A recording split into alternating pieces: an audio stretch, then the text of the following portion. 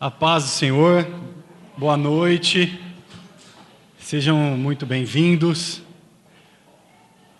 No começo de janeiro, o pastor Temístocles sempre tira uns dias, nos últimos 3 anos pelo menos eu tenho visto ele tirar uns dias de folga, e ele demos férias para ele aí uns dias, então eu fui incumbido pelo Espírito Santo para trazer uma palavra para vocês.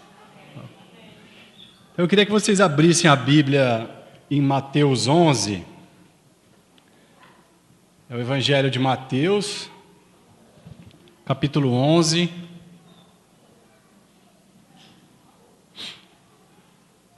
Versículo 25 a 30, nós vamos ler.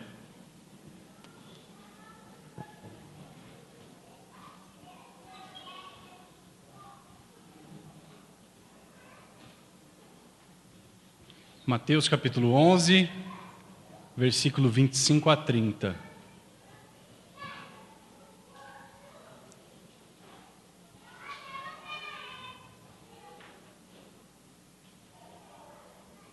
Agora, antes da gente começar a leitura da Bíblia, eu queria que você fechasse os seus olhos, curvasse a sua cabeça, aí onde você está mesmo, sentadinho, sentadinha. Feche o seu olho, curva a sua cabeça agora. Hoje é dia 4 já do ano. Não sei se você teve a oportunidade de fazer uma oração ao Senhor, ou se aqui agora durante o louvor foi essa oportunidade. Se você não fez, faz agora. Fecha o seu olho, curva a sua cabeça. Fala: Senhor, eu vim aqui e eu estou me dispondo a ouvir da Tua palavra durante esses 30, 40 minutos. E eu quero, Deus, abrir o meu coração. Quero abrir o meu coração, Senhor, para que a Tua palavra, Pai, entre. Só a Tua palavra, Deus, a verdade sobre a Tua existência, Jesus. É isso que eu quero que entre no meu coração. Porque eu quero, Senhor Deus, esse ano, entrar no descanso. Em nome de Jesus, amém. Guarda Teus filhos, Pai. Guarda a Tua palavra. E Mateus 11, 25 diz o seguinte: naquela ocasião, Jesus disse: Eu te louvo, Pai, Senhor dos céus e da terra, porque escondeste estas coisas dos sábios e cultos e as revelaste aos pequeninos. Sim, Pai, pois assim foi do teu agrado. Todas as coisas me foram entregues por meu Pai. Ninguém conhece o Filho a não ser o Pai, e ninguém conhece o Pai a não ser o Filho, e aqueles a quem o Filho o quiser revelar. Venham a mim todos os que estão cansados e sobrecarregados, e eu darei descanso a vocês. Tomem sobre vocês o meu jugo e aprendam de mim, pois eu sou manso e humilde de coração, e vocês encontrarão descanso para suas almas, pois o meu jugo é suave e o meu fardo é leve. Glória a Deus pela palavra. Glória a Deus pela Bíblia, pela palavra do Senhor, que é através dela que Deus fala com a gente. Deus fala comigo, Deus fala com você, e Ele vai falar com você essa noite. Mas como é que Deus fala, Rodrigo? Tem um discípulo meu que sempre me pergunta: Rodrigo, como é que Deus fala? Está começando a caminhar com Cristo. Eu falo: meu, Deus fala de várias formas, mas principalmente através da Bíblia, ou através da palavra pregada. Você está ouvindo um sermão, de repente parece que aquilo foi para você. Você fala: isso aí é para mim. Então aí é Deus falando para você. Então, se durante esses minutos aqui, alguma coisa você fala: ixi, isso aí é para mim. Ou então falar assim: quem foi que contou isso para ele? É Deus falando com você. Viu? Ninguém contou nada para mim. Deus é que sabe das coisas. E 2015, o ano do descanso. Esse é o tema, é a palavra que o Espírito Santo trouxe. Não é o ano da virada, não é o ano da mudança, não é o ano da riqueza, não é o ano de nada, é o ano do descanso. É isso que Deus vai trazer para você, está trazendo para mim. E é nesse descanso, é esse ano inteiro. O ano inteiro, Rodrigo? É, o ano inteiro. O Espírito Santo está falando que é o ano inteiro, que é o ano do descanso. Então, como é que nós vamos aprender aqui, vamos ver, entender o que Jesus quis dizer nessa passagem, que chega até a gente, até hoje, aqui, desde aqueles tempos. Porque esse ano, Natal e Ano Novo, caiu no meio da semana. Né? Então, as semanas ficam bloqueadas. Teve alguém que falou para mim agora há pouco, aí, um irmão falou, poxa, legal, agora 19 dias parados, né? Agora a coisa vai começar. Então, foram praticamente 2 semanas ou parado, ou em ritmo bem desacelerado, né, para todos. Quem não conseguiu sair de férias, desacelerou bastante o ritmo. E às vezes, a gente chega aqui no dia 4, 5 do começo do ano, que era para a gente estar descansado, e muitas vezes estamos cansados. Muitas vezes refazemos os nossos planos já para 2015 ou para o ano que entra. A gente começa a fazer um monte de plano, tanto com Deus, quanto com o trabalho, com a família, com o estudo. Né? E de repente você já chega, nem chegou no carnaval, você já arriou de novo. Fala, não vou dar conta. Então, em João 5:17, tem uma passagem que Jesus fala o seguinte para os seus discípulos: meu Pai trabalha até agora, Jesus está falando, e eu trabalho também.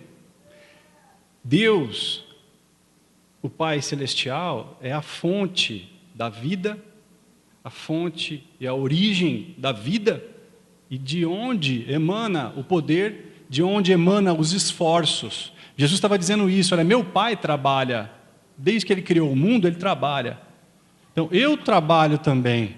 É uma ordem, é uma sequência que Jesus está falando. Então, quem trabalha por mim, por você, é Deus.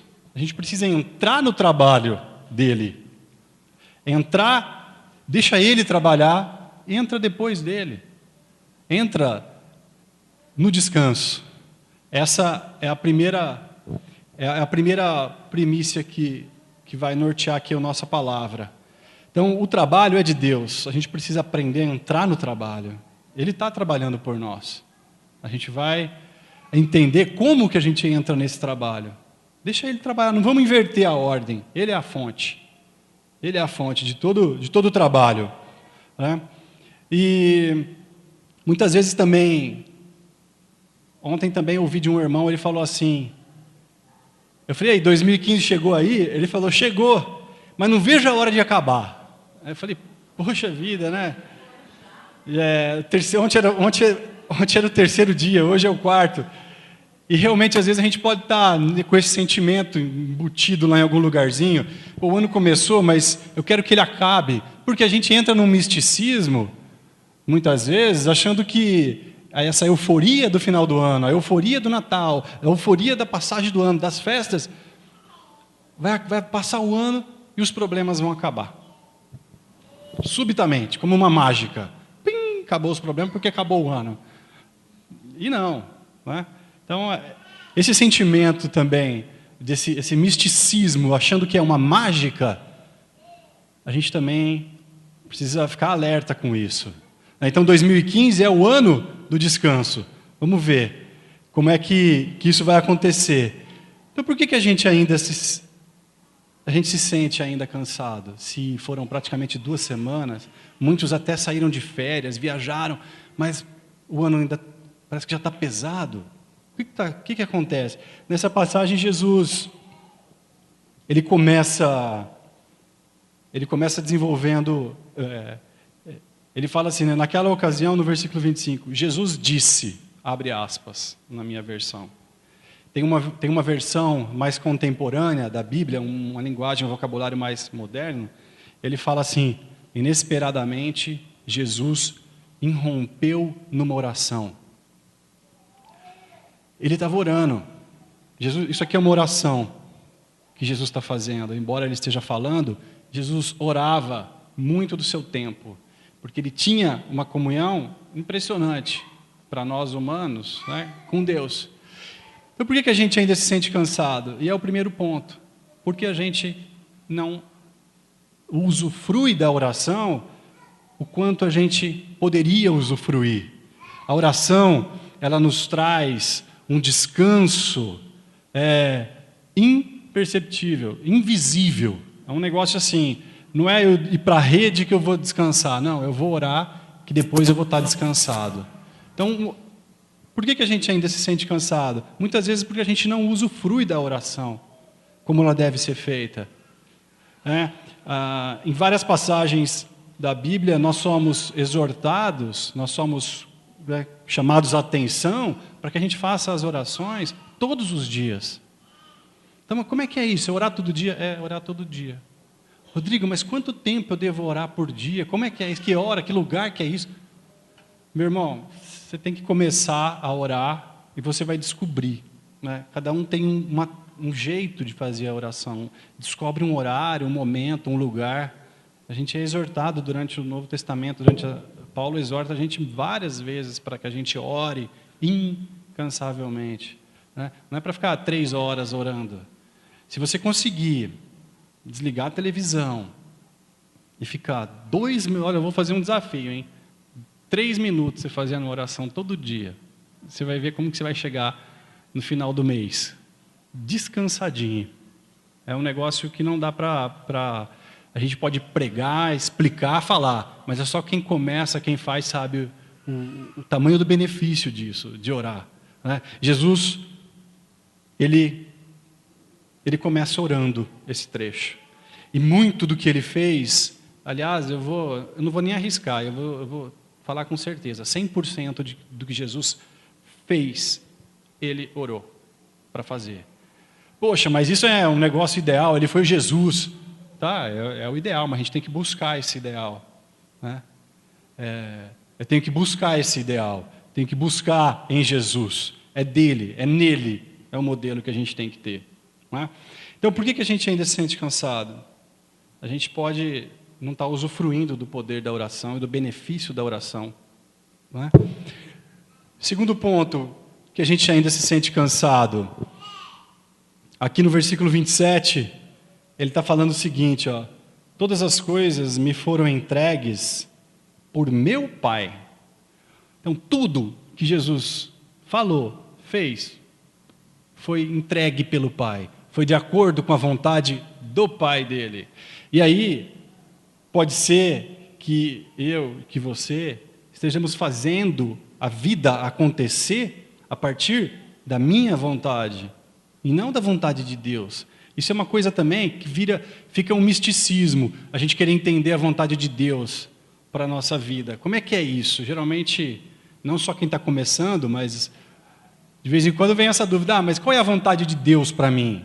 É para você, você tem que descobrir como é que é isso. Então, um jeito muito interessante de descobrir a vontade de Deus é aqui, ó, o manual. Sabia que nós, quando nascemos, temos um manual? Manual do fabricante.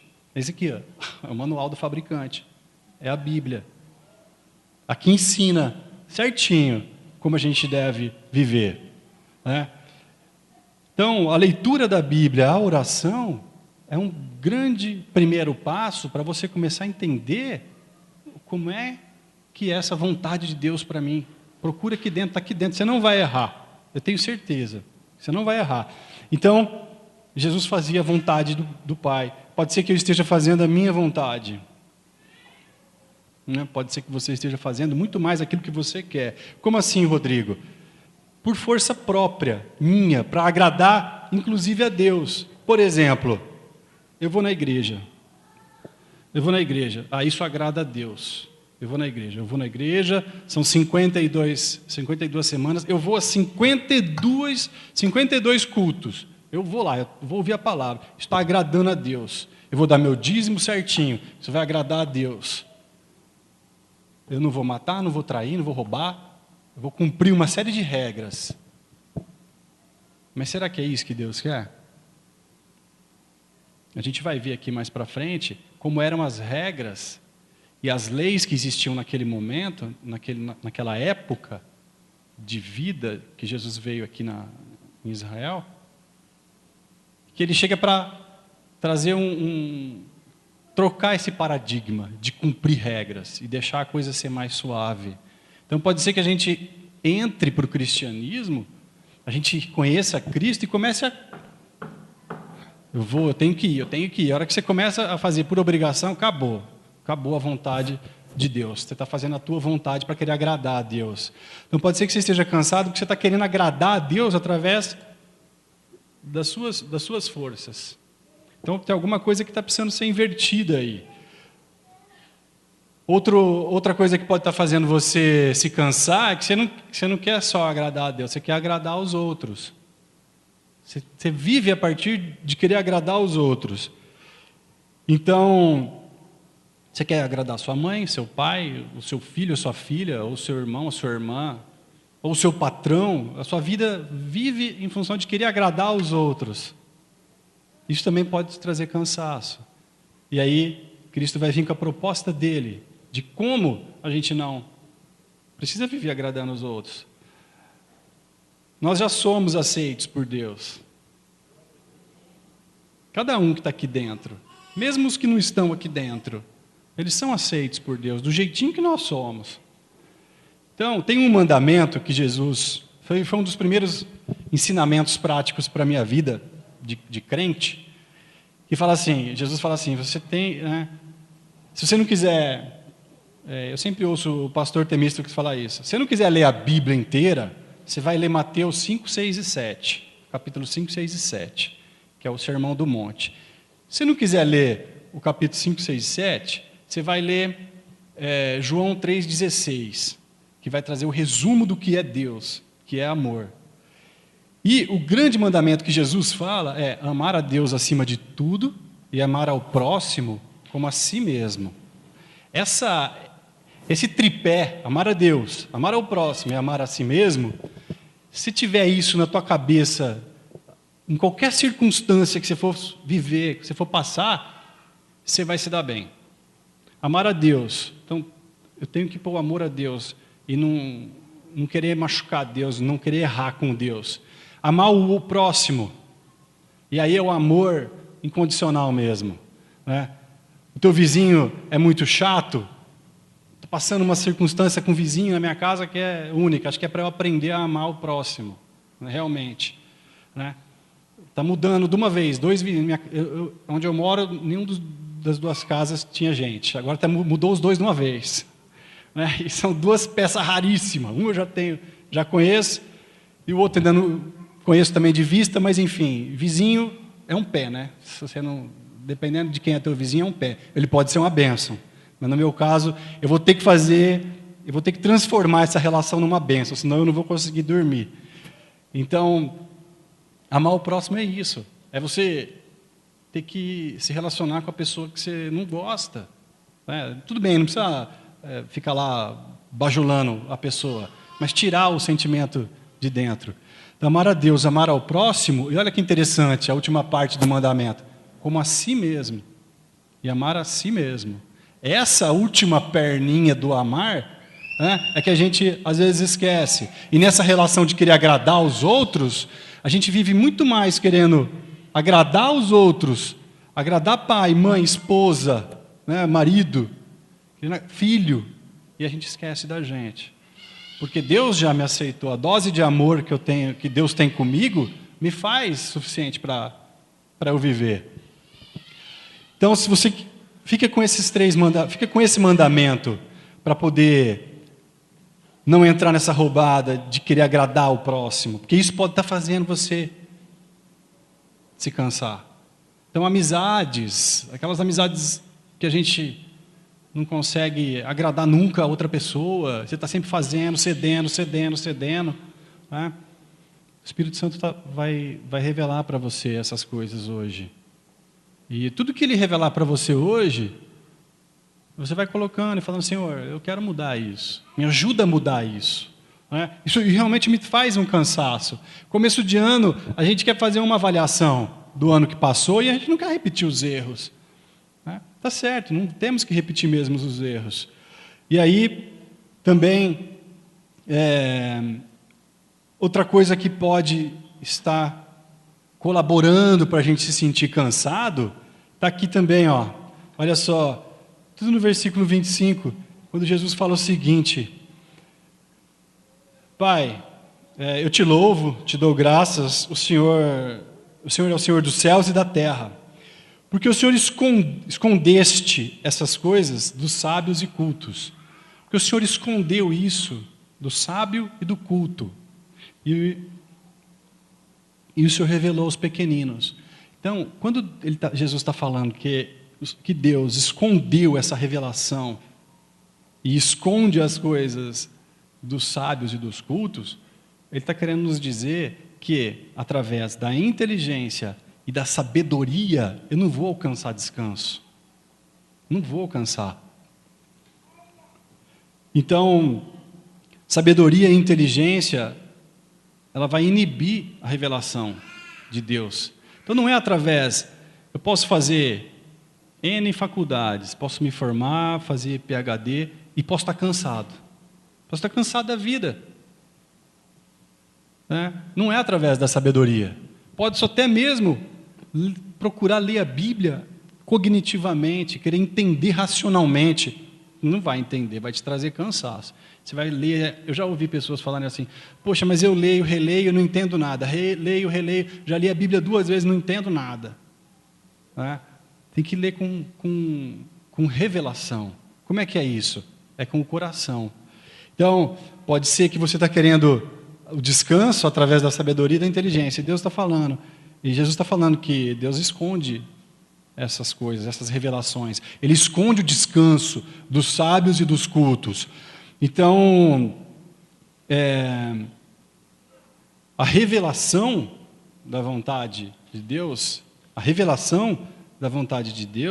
entender essa revelação, deixar essa revelação vir para o coração, é o que vai fazer. Como é que eu faço isso, Rodrigo? Como é que eu paro de querer entrar pela inteligência, pelo racionalismo? Aí, meu irmão, minha irmã, você tem que realmente abrir o teu coração, tirar todos os seus preconceitos. A gente fica com como se fosse uma chapa de aço aqui na testa e não deixa as coisas entrarem e descerem para o coração. Quando a gente está ouvindo da palavra de Deus, a gente fica cheio de mecanismo de defesa. Mas esse cara está falando, isso que roubado, isso é coisa de crente bitolado. Mas quem que é esse cara para falar isso aí? Deixa a palavra entrar. Hoje, o convite de Jesus está aqui, ó. Tomar sobre mim o jugo, Ele está dizendo, que é suave, que é leve.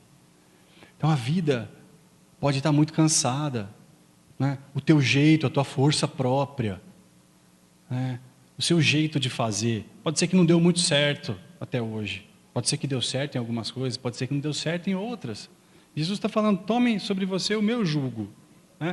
Vamos deixar fazer a vontade do Pai. Vamos fazer a vontade do Pai.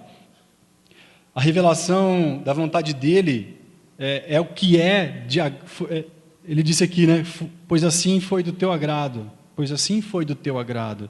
Isso agradou a Deus. É da vontade dEle. Então o que é do agrado de Deus? É da vontade de Deus para a minha vida, para a sua vida. Eu preciso esse ano pôr um basta e querer seguir isso para a minha vida e ser leve. Eu convivo, eu não sei se todos sabem, mas eu trabalho na igreja. O meu trabalho é na igreja. Eu faço a parte administrativa e financeira da igreja. É um trabalho que sempre teve na Missão Atos, pelo menos na Anísio Haddad e aqui no condomínio, e que, via de regra, eram pessoas que não... Interessante isso, Eu fui a primeira pessoa que o pastor contratou e falou, não, eu vou contratar você porque você faz parte da célula, você é um líder de célula, você já abriu mão de outros trabalhos por causa da sua célula. Eu não sei nem... Ele sabia dessas coisas. E eu tenho o meu trabalho... Eu me perdi. O que eu ia falar isso? Eu vou lembrar. E eu comecei a trabalhar. Deu branco. Ele vai voltar, eu volto nesse ponto para vocês. Então, não é através da sabedoria e da inteligência, não é para entender a vontade de Deus. Ela vai vir para o coração, ela vai vir. Por que eu ainda me sinto cansado? Pode ser que, e com tudo isso que está acontecendo, olha só, no versículo 25 ele também, Jesus fala, Senhor, eu te louvo, Pai, porque o Senhor, ele reconhece, né, o Senhor dos céus e da terra. Então, eu também preciso reconhecer que Deus é o Senhor dos céus e da terra. Às vezes eu esqueci disso, de que Ele é o dono de tudo. Ele é o Senhor do céu e da terra. E isso também me deixa cansado. Então, quando eu entendo que Deus é o Senhor do céu e da terra, a minha vida vai ficar mais leve. Não é? São revelações, tá vendo? Eu já tinha lido esse trecho várias vezes, mas nunca tinha lido com revelação, nunca tinha extraído essas coisas da Bíblia, do trecho. Essa mensagem, fui eu que fiz, foi a primeira vez que eu fiz uma mensagem, um sermão para a igreja, foi a primeira vez. E é óbvio que eu já tive outras experiências em ler a Bíblia e as coisas serem reveladas. Então, isso é ler a Bíblia, é buscar a revelação na palavra de Deus. Então, a palavra, você lê e fala, pô, Senhor, de fato, se for revelado para mim que o Senhor é o Senhor dos céus e da terra, meu coração fica mais tranquilo, eu fico mais em paz para poder viver o cotidiano aqui na terra, para poder viver o dia a dia, para poder viver... Eu lembrei porque que eu ia falar aquela história do meu trabalho. Que eu convivo com o pastor Temísticos, era isso que eu ia falar para vocês. Eu trabalho na igreja, eu convivo com ele quase todo dia. Né? Diariamente eu estou com ele. E colega de trabalho, você sabe um pouco da vida dele, ele sabe um pouco da tua vida, e ele também é o meu discipulador. E como que eu vejo ele enfrentar os problemas da vida dele, que tem, e às vezes são até muito piores do que os meus, como que ele enfrenta os problemas dele com descanso. Né? Ele conheceu a Cristo em, quem sabe a data que ele conheceu Cristo, ele fala tanto, 22 de fevereiro de 80. 22 de fevereiro de 80, é isso, Lúcio? 22 de fevereiro de 80. Então ele caminha com isso há tanto tempo. E aí você convivendo e vendo como que ele se relaciona com os problemas dele e como que ele se relaciona com Deus, você fala, pô, eu quero isso aí para a minha vida. Né?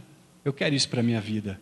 E hoje é o quarto dia do 7º ano que eu conheço a Cristo. Dia 31 de dezembro fez 6 anos. E eu cheguei a um ponto que eu falei, eu quero descansar. Não dá. A gente fica vivendo a partir de querer fazer, de querer agradar, e não dá.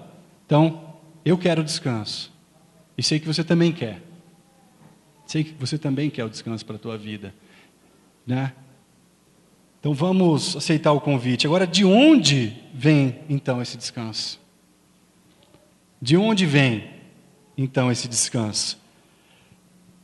Esse versículo 25 é riquíssimo. Ele fala assim, porque o Senhor escondeu isso dos sábios e dos cultos e as revelaste aos pequeninos. Então, quem são os pequeninos? Jesus falava muito dos pequeninos. Os pequeninos são as pessoas que são como crianças. Ele tem um diálogo com Nicodemos, Jesus, que ele fala assim, para você entrar no reino de Deus, você precisa nascer de novo.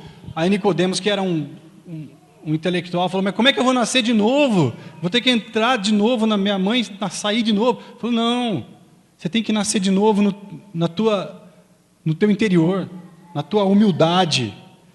Então, de onde vem o descanso? Vem para aqueles que querem nascer de novo, que estão dispostos a refazer todo o jeito de ser e de fazer da vida. Depois, ele fala o seguinte, a quem o Filho quiser revelar, a quem o Filho quiser revelar, ele fala no versículo 27, Ninguém conhece o Pai a não ser o Filho, e aqueles a quem o Filho o quiser revelar. Então, o Filho de Deus, o Jesus, o Deus vivo, Ele está aqui essa noite, e Ele está revelando para você que o descanso vem dEle. Ele está revelando.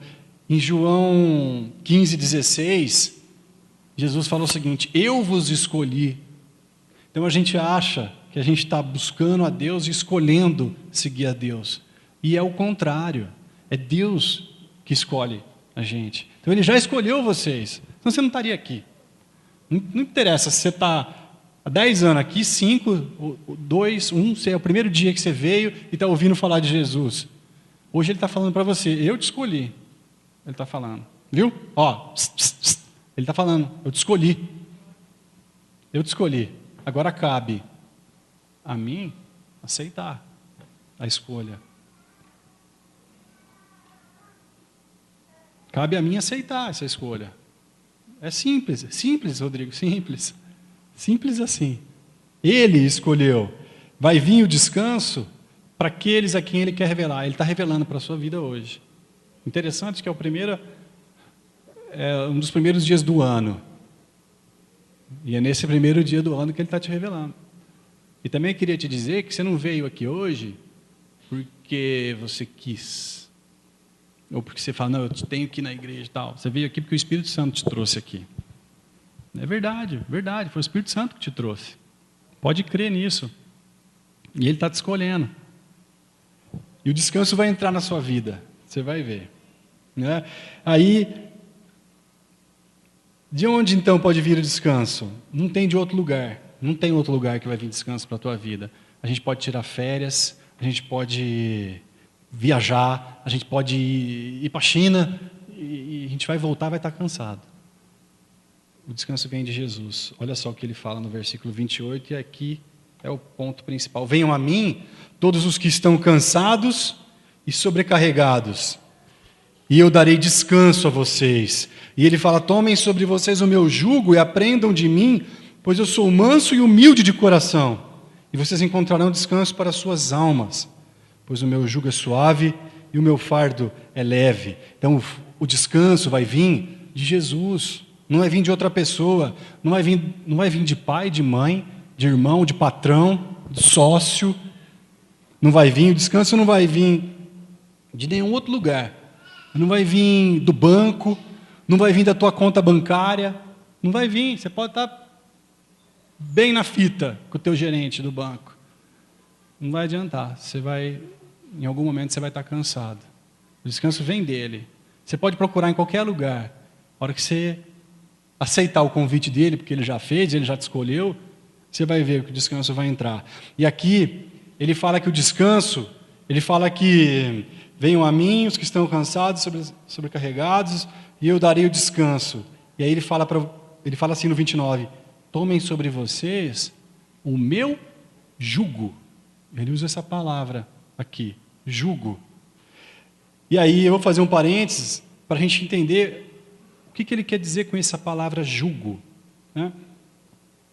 Na época de Cristo, quando Ele encarnou em Israel, na região da Galileia, principalmente nas cidades, nas comunidades, não só em Nazaré, mas todas as comunidades, existiam as sinagogas e existiam os rabinos. E tinha um processo de formação do rabino. Era um processo muito conhecido, onde todas as crianças, tinham um processo de formação. É como se fosse a grade curricular para eles se formarem. Do 0 até os 6 anos de idade, essas crianças ficavam em casa com o pai e com a mãe. Que, aliás, se a gente tivesse condição, também seria a melhor coisa a fazer. A gente ficar com as crianças, com os nossos filhos, até os 6 anos. Seria o ideal, mas não é. Né? Vamos buscar ser o ideal. Que os filhos, a gente consiga tê-los juntos, né? Ou o pai ou a mãe com a criança ali. Mas hoje, com 7 meses, eu já ouvi falar que com 3 meses já tem creche, né? Já tem lugar para você deixar a tua criança. Mas enfim, lá na época, e não era à toa que isso acontecia, do 0 aos 6, as crianças ficavam com os pais. Dos 6 aos 10 anos, eles eram levados a uma escola onde eles iam aprender. Lembra, Israel são as crianças hebreias, né? O ensino era o ensino judeu. Eles iam aprender da Torá. O que é a Torá? São os 5 primeiros livros da Bíblia. Gênesis, Êxodo, Número, Levítico e Deuteronômio. Dos 6 aos 10 anos, essas crianças, elas quase todas, na sua maioria, decoravam esses livros. Não tinha Bíblia, como tem hoje, né? A imprensa, ela é de 1400 depois de Cristo, mas as escrituras existiam em rolos, em pergaminhos, que ficavam nas sinagogas. Então, nessas sinagogas, as crianças eram ensinadas e elas decoravam. Você imagina? Quem aqui já teve o prazer de ler Levítico, ou então o livro de... Eu acho que Levítico, no meu ponto de vista, é o mais complicado de ler. Tanta regra, tanta coisa que tem. Você imagina que eles já sabiam isso de cor, dos 6 aos 10 anos.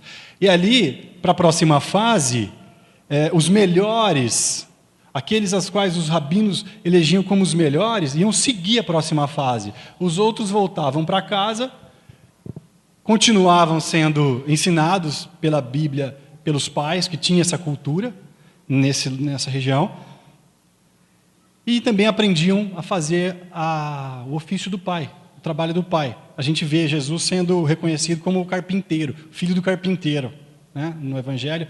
A gente sabe que os discípulos eram pescadores, que estavam fazendo, atuando na profissão do pai, e os melhores, eles passavam para essa próxima fase dos 10 aos 14 anos, onde eles iriam ser expostos ao resto do Velho Testamento, né? Continuava em Josué e até Malaquias.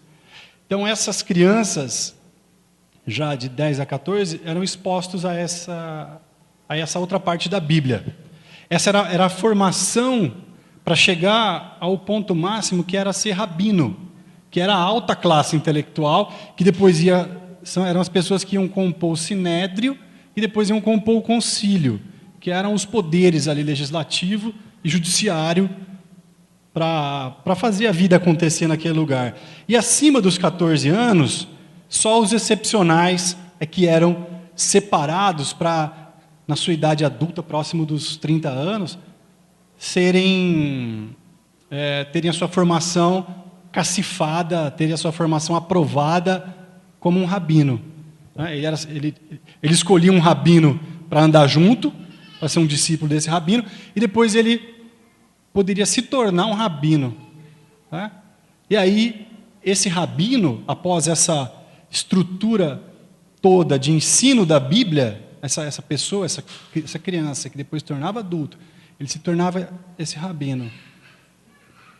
E o rabino era quem tinha autoridade para pegar as leis, os 5 primeiros livros, escritos por Moisés, ditado por Deus, né? Eles tinham autonomia para pegar esses livros, interpretar e criar as regras. Então a gente vai ver na Bíblia aquela questão do sábado. Trabalhar no sábado não pode, não pode. Comer sem lavar a mão, pode, não pode. Cheio de regras que a gente vê no Novo Testamento, Jesus até sendo enfático em algumas delas. Mas aí, onde que eu quero chegar com isso? Por que eu estou explicando isso? Porque cada rabino, na hora que ele chegava nesse ponto, ele tinha essa autoridade, ele tinha essa liberdade de interpretar a sua lei, e as pessoas que seguiam ao determinado rabino, seguiam aquelas leis. Então assim, é pecado trabalhar no sábado? Bom, peraí, que rabino você segue? Eu sigo o rabino X. Tá bom, o rabino X fala para você que se você caminhar no sábado, mais que 5 quilômetros, você está trabalhando, então é pecado, então não pode. Mas eu sigo o rabino Y. O rabino Y fala, eu posso caminhar até 5 quilômetros, eu não posso carregar uma sacola. Isso não é pecado, isso não é trabalho. E as leis eram detalhadas a esse ponto, né? nesse nível de detalhamento, e cada pessoa seguia, estava na sua comunidade, seguia o seu rabino, seguia a sua lei, e ali ele era exposto àquilo ali. Se ele descumprisse aquilo ali, ele tinha a penalidade. Então vocês percebem que era uma coisa, vocês já ouviram a palavra legalismo? Era um legalismo. Isso pode, isso não pode, isso pode, isso não pode. Então, para a pessoa seguir a Deus, ela tinha que estar sob esse jeito de ser desse rabino. Esse jeito de ser do rabino era conhecido como o jugo do rabino. Então, o rabino X tinha o jugo do rabino X. O rabino Y era conhecido como o jugo do rabino Y. E eram leis muito, muito duras, que nem mesmo eles conseguiam cumprir. Porque tem em Mateus 23, se você ler, Jesus está, assim, escrachando com os fariseus, que eram, a grande maioria eram os rabinos. Ele está descrachando, fala, vocês são os hipócritas. Vocês são como um túmulo. Por fora é lindo, maravilhoso, as lápides de mármore, mas por dentro vocês são que nem a carne podre sendo comida por verme. Então, era muito mais falar do que fazer, né? Então, faz o que eu falo, mas não faz o que eu faço. E é nesse contexto que Jesus chega e fala assim, e aí também, interessante entender que Jesus também foi exposto a esse mesmo ensino. Só que Jesus, ele é reconhecido como um rabino, muito mais, ele é chamado de rabi, que é o mestre dos mestres. Só que ele não teve essa formação e não foi, vamos dizer assim, não foi empossado pelo Sinédrio nem pelo concílio. A autoridade dele era tão grande que vinha dele mesmo. Ele foi exposto. Tanto é que tem uma passagem que Jesus é pego aos 12 anos de idade, dentro de uma sinagoga, discutindo com os rabinos. Discutindo já sobre a lei. Tamanho conhecimento que ele tinha, porque, de fato, ele já sabia que ele era o Filho de Deus. É nesse contexto que Jesus chega e fala assim, vocês, ele fala, tomem sobre vocês o meu jugo. O meu jugo. Vocês estão cansados e sobrecarregados desse jugo, dessa turma aí? Pega o meu. Eu também tenho um jeito. Ele fala, eu também tenho um jeito de trazer o reino de Deus para vocês. Eu também tenho um jeito de fazer as leis serem aplicadas sobre a tua vida. E Jesus fala isso com tanta autoridade, e que ele, em diversos momentos que ele está pregando para as multidões, os comentários eram, nossa, como ele tem autoridade, ele fala isso com tanta autoridade, porque ele vivia. E aí ele, na sequência do versículo, ele fala, aprendam de mim. Aprendam de mim. Então as pessoas sabiam o que era jugo, as pessoas sabiam que se seguissem a ele, nessa promessa dele de jugo suave e leve, elas já estavam acostumadas, sabiam que jugo era uma coisa pesada, que os caras punham aqueles montes, aquela série de leis que ninguém dava conta de cumprir. Então pode ser que hoje Deus está fazendo esse convite para você, dizendo, olha, segue a mim. Pode ser que você já segue a Cristo há muito tempo, mas não tenha tido ainda essa revelação e esse entendimento do que é, qual é a proposta dele. Seguir a Cristo não é ficar picando cartão na igreja, não é ficar enfiando envelopinho do dízimo ali. Seguir a Cristo é aprender dele, a ser suave, ser leve, a amar, a perder. Ele fala mais para frente que Moisés falava que se eu matasse, eu estava pecando. E ele fala, não é se você matar, é se você odiar, você está pecando. Então é uma proposta mais do coração. Então como é que eu não vou odiar? Não vou sentir mais isso, eu quero isso para mim. E eu acho que todos nós queremos. Independente até da religião. O Cristo é uma proposta de vida que muda a gente por dentro. E essa é a proposta que Ele está fazendo para você hoje. Às vezes você está seguindo a Cristo e não entendeu até hoje isso. Como a vida vai ficar leve e suave. E aí, você não vai vir para ouvir a palavra de Deus e não vai ficar olhando no relógio para ver a hora de ir embora. Aí você não vai contar, aí você vai inverter, você vai começar a contar os dias para chegar uma vigília de oração, para você vir orar, que nem a gente teve aqui sexta-feira. E aí a oração vai começar a fazer outro sentido na sua vida, como está começando a fazer na minha. E eu tenho certeza disso, certeza, que eu sei que é isso que você quer, e eu sei que é isso que Deus está colocando no seu coração hoje. Então, é o primeiro sermão do ano, eu quero mudança, quero, mas eu não quero mais que seja do meu jeito, não. Eu quero que seja do jeito dele. Então, de onde que vai vir esse descanso? Só de Jesus. E aí, por fim, a gente vai ter as características das pessoas descansadas. É isso que você tem que almejar. Teve um irmão que falou assim para mim, eu tenho que ter foco. O ano vai passar, é só mais uma folhinha que vira. Eu tenho que ter foco na minha vida. Que você tenha foco nessas características, que você busque, que eu busque essas características para a minha vida. Versículo 29. Pois eu sou manso e humilde de coração. Manso de coração. É de dentro. Eu ser manso é uma coisa que está dentro de mim. Ela independe do que está acontecendo à minha volta. Ela independe. Vou voltar a falar do meu vizinho. Ele deixa o carro dele na frente da minha garagem. Você quer ver um negócio que me deixa louco? É isso. No passado eu chamava o guincho, agora eu já não chamo mais. Ele também não deixa mais o carro inteiro na frente da minha garagem, deixa só o bico. Mas me irrita, olha, como um negócio que me irrita. E eu tô pedindo, falando, Senhor, eu não quero ficar irritado. Não quero. Dá para eu entrar com o carro? Por que eu vou ficar irritado? Por que esse sentimento começa a me corroer, que muda até a cor? Vocês sabem o que é isso, né? Mudar de cor quando o sentimento vai te dominando. Eu não quero mais sentir isso, porque o cara deixou o bico do carro dele na minha garagem. Eu quero ser manso. A coisa tem que estar dentro. Eu tenho que ver aquilo, e aquilo não tem que me incomodar. É lógico que se ele deixar o carro inteiro na frente da minha garagem, e eu precisar chamar o guincho, eu vou chamar o guincho. Vou chamar a polícia, e sei lá, vou tomar as providências. Mas é óbvio que eu vou tentar falar com ele primeiro, como eu sempre fiz. Mas a reação, sabe essa reação? O estupim, o pavio, é isso que é ser manso. É isso que eu quero buscar. E que eu quero ter. E eu sei que você também quer. Quem que não quer, né? Manso, humilde de coração, ele fala. Aprendam de mim que eu sou humilde de coração.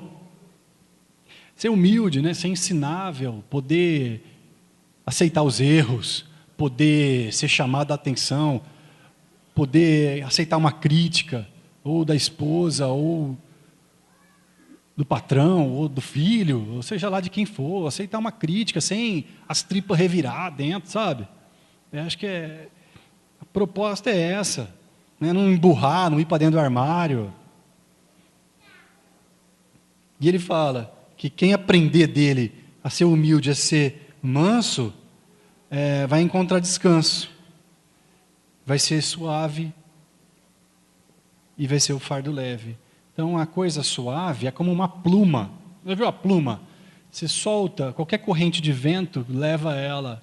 Então, é a leveza. Isso é ser leve na vida.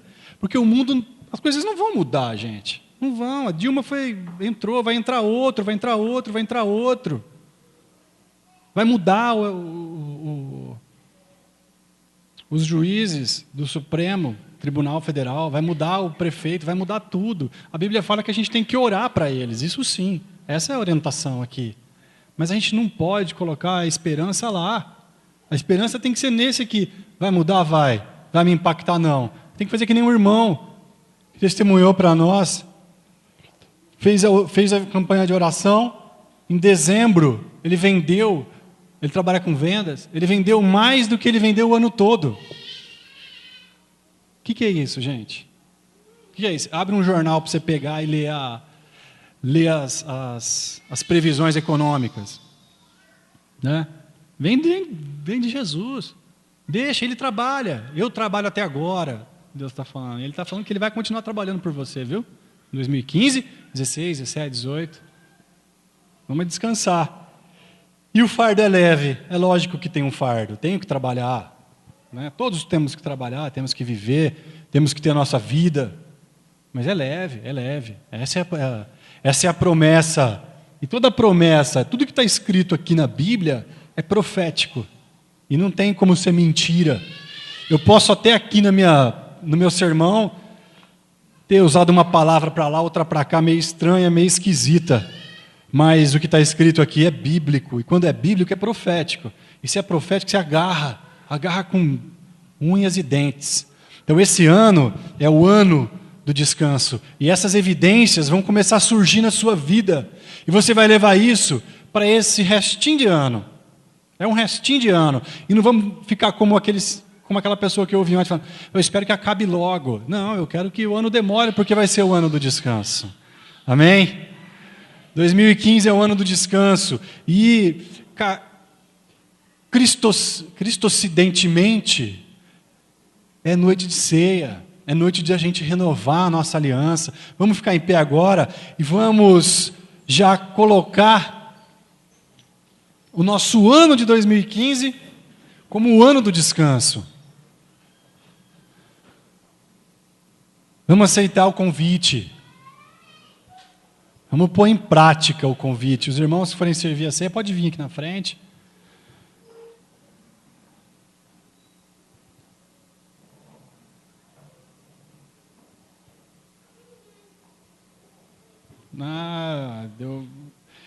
Que bom, somos vários para servir a ceia, não tem problema. É bom que vamos descansar todos. Coloca agora o seu coração, meu irmão, minha irmã. É o coração, é lá que Cristo vai entrar. É lá que Cristo vai te colocar o descanso. Viu? Aliás, Ele está colocando já. O Espírito Santo está me dizendo que tem muitos corações abertos aqui. Tem muitos corações dispostos a aceitar esse descanso. E esse ano é o ano do descanso. É o ano do descanso. Chega de fazer do meu jeito, do seu jeito. É o ano do descanso. Então, Senhor, abençoa o povo, abençoa o vinho, Senhor Jesus. Nesse momento, que esses elementos nos representem, sim, em nosso coração, o descanso.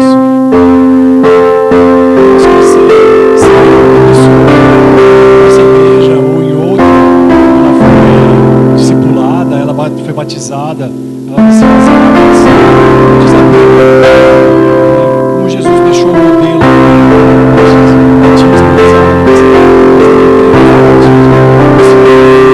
No momento que eu dou entrada, eu começo a participar do corpo, faço parte do corpo, participar do corpo.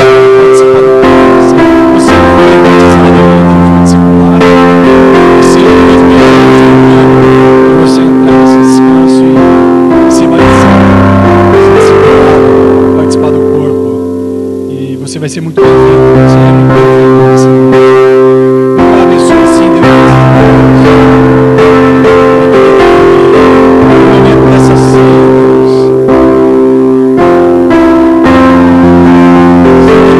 estrada, o descanso seja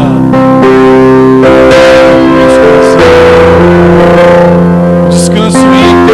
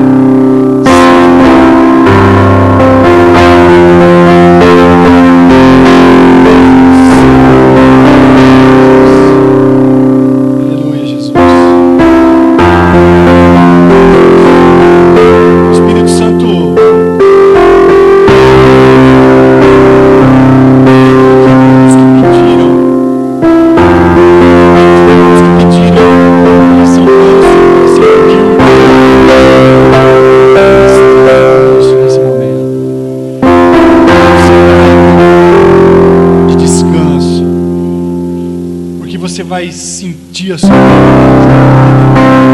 essa da alegria. É isso que você vai sentir, Senhor.